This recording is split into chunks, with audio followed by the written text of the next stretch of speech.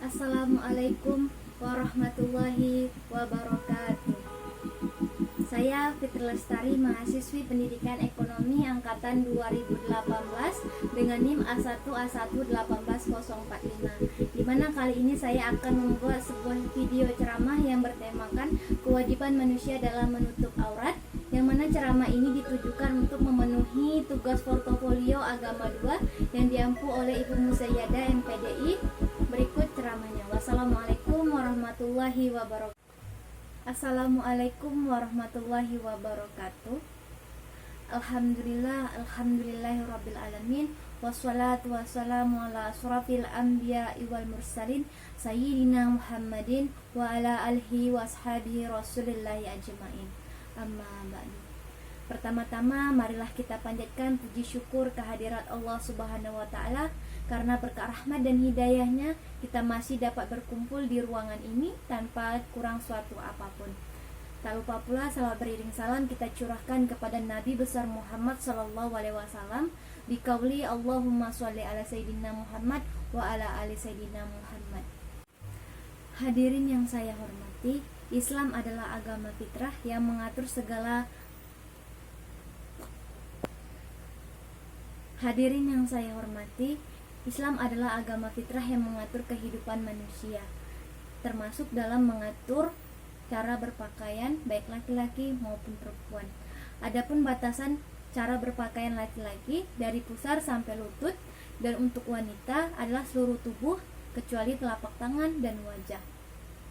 Kita mengetahui kita sudah memasuki era 4.0 atau 4.0, yang mana segala aspek pengetahuan teknologi dapat kita akses di mana saja, baik internet, media sosial, media cetak, dan lain sebagainya. Ini tentunya juga berpengaruh terhadap cara berpakaian. Fashion barat sudah masuk ke Indonesia dengan tren pakaian yang sekarang ini dapat kita lihat, dengan pakaian yang sempit, seksi, dan tentunya menampakkan tubuh dari wanita. Tentunya kita sebagai wanita perlu berwaspada terhadap maraknya fashion yang ditawarkan. Ini sangat jauh dari nilai-nilai Islami, di mana Rasulullah SAW bersabda, ada dua golongan penduduk neraka yang belum pernah aku lihat. Yang pertama adalah suatu kaum yang memiliki cambuk seperti ekor sapi yang memukul manusia. Yang kedua adalah para wanita yang berpakaian tetapi telanjang dengan berlenggak-lenggok dan kepala mereka seperti punuk unta yang miring. Wanita seperti itu tidak akan masuk surga dan tidak akan mencium baunya surga, walaupun baunya tercium selama perjalanan sekian dan sekian. Hadis riwayat Muslim. Tentunya fashion barat sangat berpengaruh terhadap kita sebagai negara Indonesia. Kita melihat banyak sekali wanita-wanita muslim yang menampakkan dirinya, melekuk tubuhnya memakai pakaian yang transparan. Tentu ini sangat jauh dari unsur-unsur Islami, yang mana Islam sangat mengekang hal tersebut. Banyak wanita muslim yang berpakaian, menampakkan lekuk tubuhnya, bermake up bukan untuk suaminya. Bahkan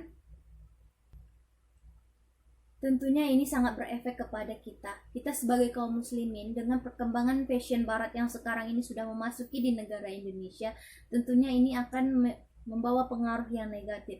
Kita melihat di lingkungan sekitar kita banyak kaum muslimin, kaum wanita yang memakai pakaian yang ketat, memakai pakaian transparan. Ini akan mengundang syahwat bagi laki-laki. Bermake up yang bukan untuk muhrim atau suaminya, mahram. Dengan perkembangan fashion barat yang masuk di Indonesia, tentu ini akan berdampak negatif terhadap kita. Kita sebagai seorang wanita perlu waspada dalam berpakaian. Di lingkungan sekitar kita banyak melihat kaum wanita yang masih banyak memakai pakaian transparan, seksi, menampakkan lekuk tubuhnya. Tentu ini sangat jauh dari ajaran Islam yang telah diajarkan. Mereka memakai perhiasan, mereka menampakkan lekuk tubuh mereka yang bukan mahramnya. Hadirin yang saya hormati, Allah Subhanahu wa taala berfirman, "Hai Adam, katakanlah kepada istri-istrimu, anak-anak perempuanmu dan istri-istri orang mukmin, hendaklah mereka mengulurkan jilbabnya ke seluruh tubuh mereka, supaya mereka lebih mudah dikenal sehingga mereka tidak mudah diganggu. Dan Allah Maha Pengampun lagi Maha Penyayang." Surat Al-Ahzab ayat 59. Dari ayat di atas, Allah sudah memerintahkan kepada kita untuk menutup aurat kita, yang mana lebih untuk mudah dikenal dan tidak mudah diganggu oleh orang-orang yang berniat jahat kepada kita. Hijab di sini dimaksud yaitu hijab yang dapat menutup aurat kita dari seluruh tubuh kecuali telapak tangan dan wajah, tidak transparan dan tidak hijab di sini dimaksud adalah untuk menutup kepala kita, menutup badan kita, menunjukkan Rasulullah Shallallahu Alaihi Wasallam bersabda, "Hai Asma, apabila wanita itu sudah memasuki balik, maka tidak pantas terlihat tubuhnya kecuali ini dan ini." Dan beliau menunjukkan wajah dan telapak tangan. Dalam syariat Islam diajarkan bagaimana tata cara berpakaian yang baik dan benar. Adapun tata cara yang baik dan benar, yang pertama adalah niat karena Allah Subhanahu wa taala. Yang kedua, menggunakan pakaian yang tidak transparan. Yang ketiga, tidak menggunakan pakaian yang ketat. Yang keempat adalah